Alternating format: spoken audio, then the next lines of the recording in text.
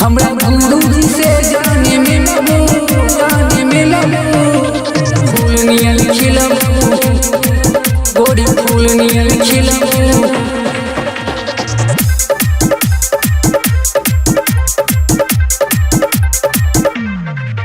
हमरा गुरुजी से जाने मिलबू गोरी फूल नियन खिलबू फूल नियन खिलबू।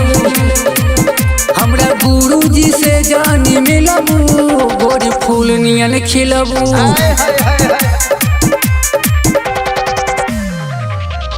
चेला हब तनी रह तू दूरे बाबाजी कहिए तो करब जरूरे। बूटी गुरुजी के जदी लीलबू गोरी फूल नियन खिलबू। बूटी गुरुजी के जदी लीलबू गोरी फूल नियन खिलबू। खराब ना होई खूब लीला फूल नियन खिलबू गोरी फूल नियन खिलबू।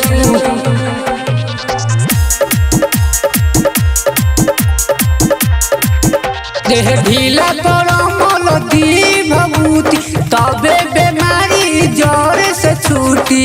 अरे बाप रे बाप ना आगे देबे का दुख बलाना में टोबेल चोली बाबा से पूछो बेटा में कबर खोली। खूब खोली अरे बाप रे बाप अपन जगह से जदी ना हिलबू गोरी फूल नियन खिलबू। खिलेगा ये बाबू अपन जगह से जदी ना हिलबू गोरी फूल नियन खिलबू। खिले बारे बाप रे बाप कितना खिलेगा रे फूल नियन खिलबू गोरी फूल नियन खिलबू।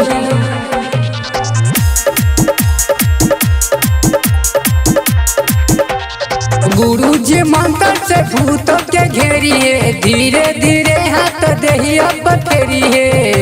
फेरा फेरा खूब फेरा अब जिस नरेंद्र में बॉडी गरम हो सोट के गोट कोई दिहला नरम हो। नरम करो बात किसन से ज्यादा जे ढिलबू गोरी फूल नियन खिलबू। बाबा से दूल्हा खूब मजा आइए बाबू बात किसन से ज्यादा जे ढिलबू गोरी फूल नियन खिलबू गोरी फूल नियन खिलबू।